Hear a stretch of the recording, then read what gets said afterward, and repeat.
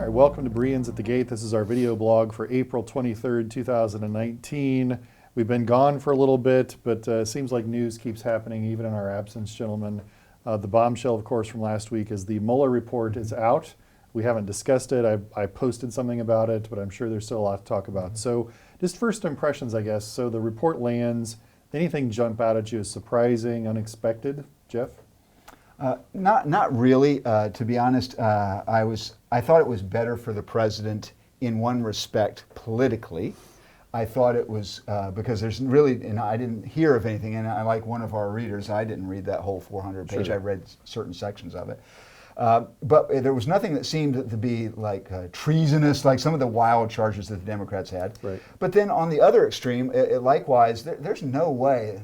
This is a total exoneration. No, there's no way you get that. And not just beyond the total exoneration, there's a lot of stuff asserted in there, some of which could be true, some of which could be false. We don't know the mix. But a lot of that's just really not good representation of what we want a president to be. And I'll leave it at this. I was listening, I blogged on this just a few weeks ago. I listened to Howard Schultz when he was on the Fox News kind of thing. And while he was in a not necessarily a perfectly friendly crowd, he asked the one question, and none of the Trump supporters raised their hand. Would this president be someone that you would want your children modeling themselves after? And not a single hand goes up. This report kind of fits into that kind of model. Yeah. When we take a step back and think about it, is this really what we want a president? So no, it's not a total exoneration. It is maybe from a legal standpoint. From a legal standpoint, But right. that's not the only consideration here. So Right. that's the two extremes I felt were. Bert, what do you think? Anything surprising or jump out at you? No, not really, and I haven't read it, and I have read commentary on it and listened to several podcasts. No, I didn't think there was ever collusion, partially because I don't think when Trump was, at the time he would have been colluding, was organized enough. I mean, he might have accidentally kind of backed into some things, but I just don't think they were capable of pulling it off if they had wanted to. I'm a little disappointed that it sounded to me like he would have obstructed clearly if he could have, that he had people around him that stopped him. Now that it sounded to me like that was the case.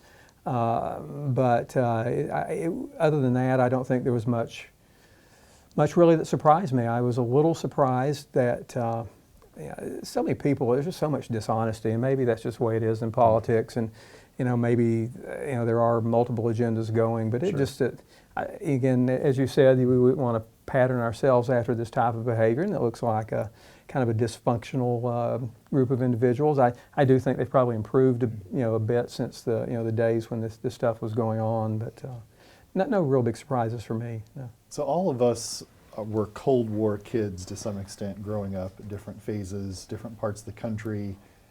It still sticks in my craw quite a bit that we have an administration that worked with the Russians at some level. Now I know it isn't coordination in the way that it's legally defined. The president didn't say, hey, do this and we'll get that for you. There was no quid pro quo. But there was a relationship between Russian interests and the Trump campaign. It was a welcomed relationship. They pursued information. As Mitt Romney said in his statement, they never thought to notify law enforcement officials that these things were going on. There was never any sense that this was a threat to national security or as a significant problem. And for me as a Cold War kid, it's hard for me to wrap my mind around the fact that people in the White House were okay with carrying on this sort of interaction with Russians themselves. Now, I know things have changed. We're no longer in the Cold War per se, but Russia is still a major strategic foe. They worked to destabilize our election system, and it bothers me, tremendously bothers me. Now, I know we operate in election systems, we have our own agenda, but I think that there is a difference. I think there is somewhat of a difference. And so, I don't know, I mean, did it not sit with you guys that way? Am I reading too much into this? I mean, what do you think?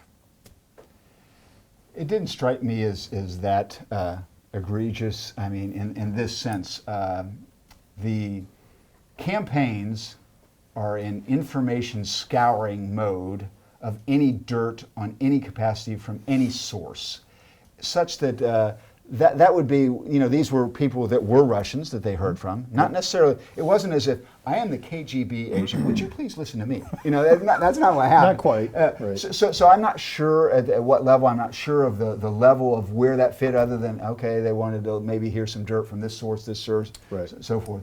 I want to say one thing about Russia, and I think this gets to your chagrin and mine with Mr. Trump. I likewise was very troubled by, and continue to be troubled by his view of Mr. Putin and Russia. Yeah. But I never was willing to go down to the path of kind of the collusion, all these kind of farces, because it's easy to fit that within his other worldview with respect to foreign policy.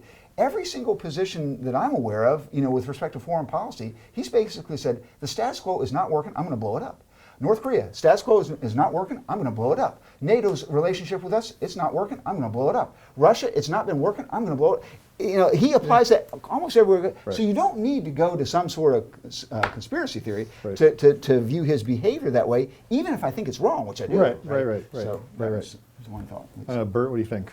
Well, it does bother me. It would have bothered me more if it had happened after the election. I mean, the very fact that, again, that you had that group, which I don't view as being incredibly professional in the way they were going about anything at that time.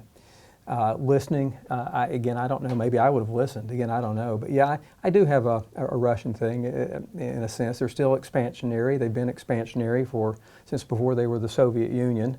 And I do think it's a little bit problematic. Yeah. So far as worrying, I mean, if he was doing it right now, to me it would be more problematic than doing it during the election. During the transition. Let me make a comment and flip the question to you, Mark. I am much more troubled about potential FBI involvement for the Clinton campaign against another campaign. That troubles me much more than what some person in Russia might have said to them. Where do you see the relative kind of questions about that and importance? Yeah, no, I think there's no question. We need to do more investigation into the FBI's role in potentially spying on the Trump campaign, coming up with information, putting it before law enforcement officials and judges that would have justified that spying. It's a huge problem. And I think there's an element of truth to Mr. Trump's claim that there is this sort of deep state, and I don't like that phrase, but this sort of effort at the highest levels of government to delegitimize him. I don't deny that. I don't think you can get around it. I think the evidence points there. And you're not doing this, but frequently people will say, well, then that justifies or that excuses. Well, they can both be wrong, right? We can look at them both and say they're wrong, they're problematic. And I've had people say, well, that was sort of the genesis of the whole investigation into Trump. Doesn't that delegitimize the investigation? Well, to a degree it does, but we still have, obviously, given the investigation, problems with the Trump campaign, the Trump administration. So I think it's a fair question. We still have a lot to learn. Hopefully they'll investigate it. Trump will probably push it. We'll see where it goes. Sure. I don't know whether it'll be just a political issue or whether it'll actually turn into a legal issue. It's just hard to tell. Good question. So go ahead, Bert. I don't have anything to add, really. So when we think about into the future, how does this fit with our conception of Trump as president? Bert, you said it certainly makes him look dysfunctional, makes him look like it's sort of a amateur show. Now, granted, that was during the campaign, but even some of the discussion in the Mueller Report that Trump wasn't being obeyed by certain people in his administration who didn't carry out his orders. What feeling do we have for the Trump administration moving forward? Well, some of the individuals not carrying out his orders were good at some points in time. Right. I mean, because again, I think they were restraining some of his worst impulses. Right. My view on the Trump administration is that it is a better administration now than it was on day one, that it has learned and is more functional.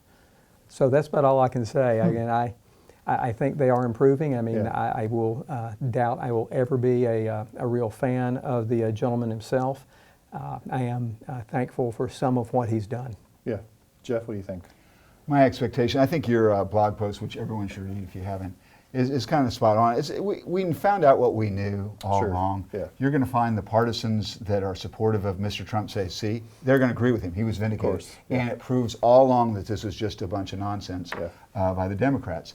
You're going to find his as antagonists being quite hostile. See, this proves he's the whatever nastiness they want to say, which merits impeachment and other kinds of things.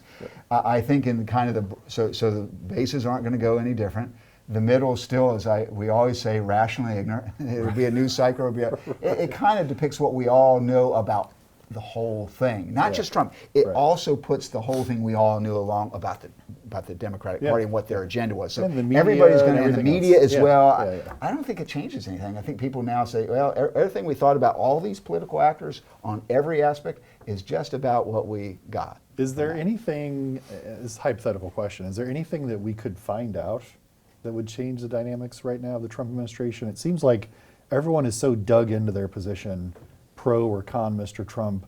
It's hard for me to think of what we could see that would peel away support of his or maybe garner support from the Democrats for him.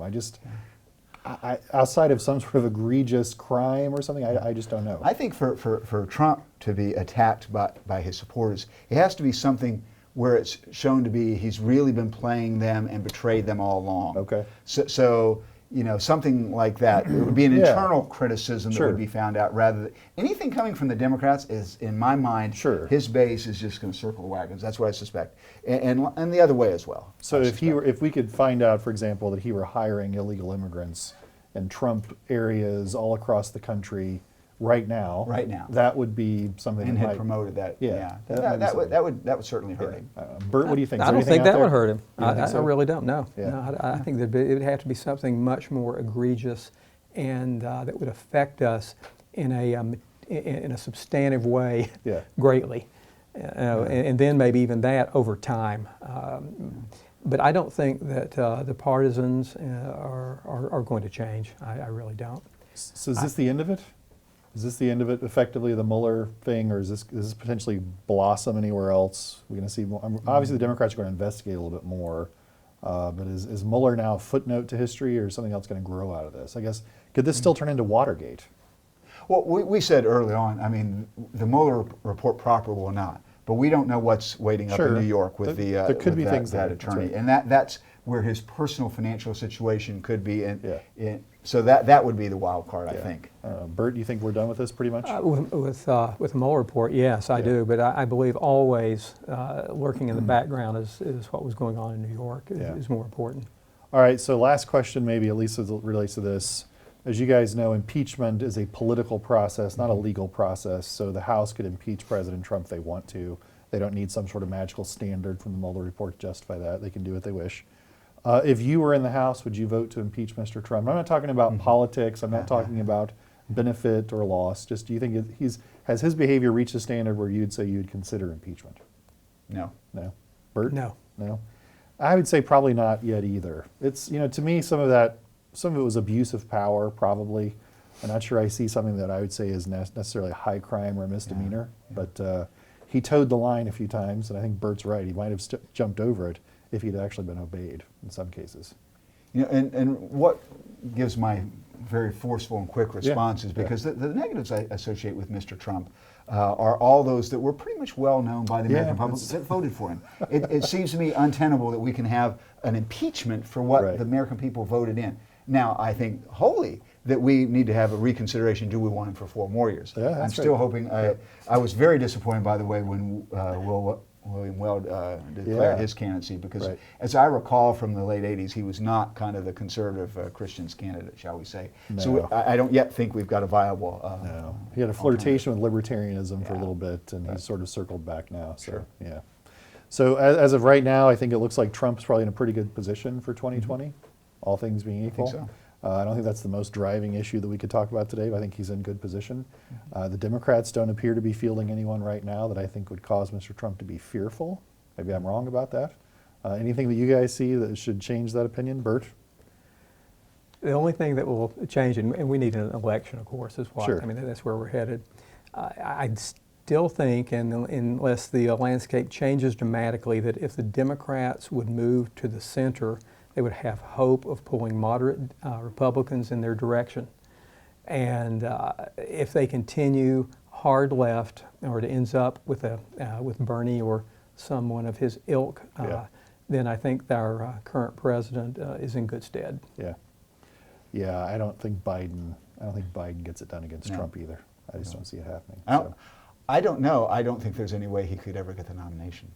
I kind of doubt it now. Yeah. It feels that way right now. It feels like he's sort of slipping away, although I think he's supposed to announce here the next couple of days. That's what I hear. So, he's delayed. all right. So anyway, thank you for joining us. We appreciate your attention and your viewership. If you have questions, please forward them to Matt in his marvelous mailbag. Thank you very much.